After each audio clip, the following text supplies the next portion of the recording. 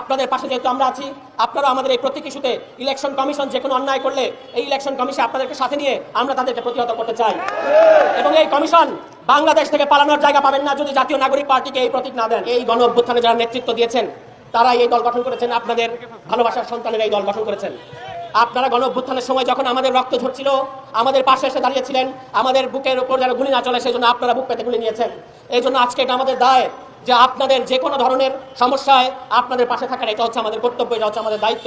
সুতরাং রাজনীতি পরে, আগে আপনাদের যে সকল দাবি সেটা মেনে নিতে হবে। কিন্তু একটা বিচারও আপনাদের কাছে দিয়ে যেতে চাই।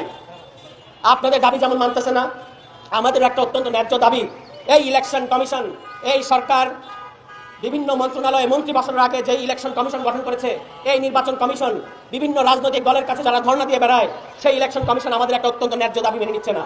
কি বলেছিলাম আমরা বলেছিলাম যে আমাদেরকে শাপলা প্রতীক দিতে হবে। কোন প্রতীক? শাপলা প্রতীক।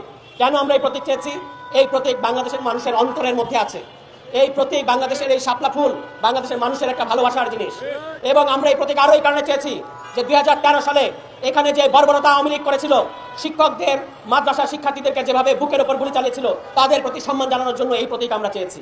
কিন্তু আজকে আমরা দেখতে পাচ্ছি আমাদেরকে প্রতিদিন ইলেকশন কমিশন বলছে এই প্রতীক নাকি আমাদেরকে দেওয়া যাবে না। কেন দেওয়া যাবে না এই প্রশ্নে তারা একটা গুরুত্বপূর্ণ কথা, একটা কোনো যৌক্তিক কথা, একটা কোনো আইনি কথা আমাদেরকে বলতে পারছে না।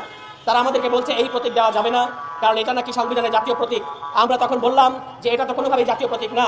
কেন জাতীয় প্রতীক না সেটা আমরা তাদের কাছে হাজির করলাম। এখন তারা বলছে কেন প্রতীক দেব না, এটা আমরা ব্যাখ্যা করবো না, আমরা যে প্রতীক দেব সেই প্রতীক নিতে হবে। তারা আমাদেরকে কি প্রতীক দিতে চায় আপনারা জানেন?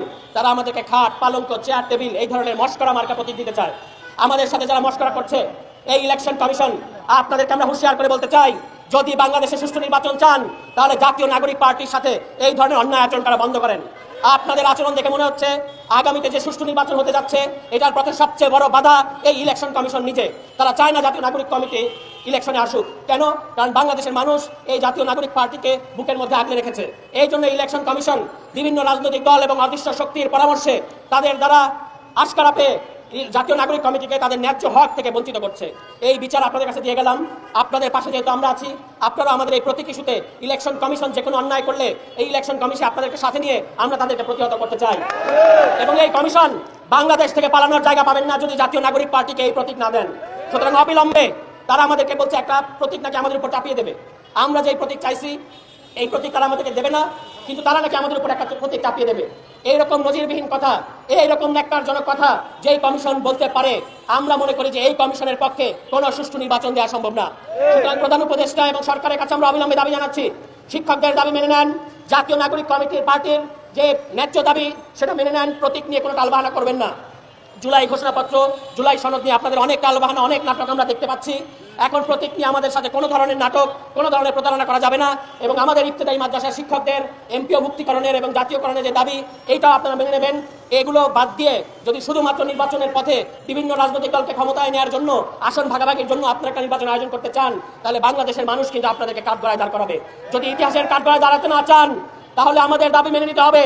আমরা কোনো অন্যায় দাবি করি নাই, আমরা বলেছি আমাদেরকে প্রতীক দিতে হবে। এই প্রতীক আমরা পাই এবং এই প্রতীক পাওয়াটা আমাদের হক। শাপলা প্রতীক দেওয়া ছাড়া জাতীয় নাগরিক পার্টিকে যদি ইলেকশন থেকে পিছিয়ে দেওয়ার কোনো ষড়যন্ত্র হয়, এর সমস্ত দায়ভার নিতে হবে ইলেকশন কমিশন এবং এই সরকারকে।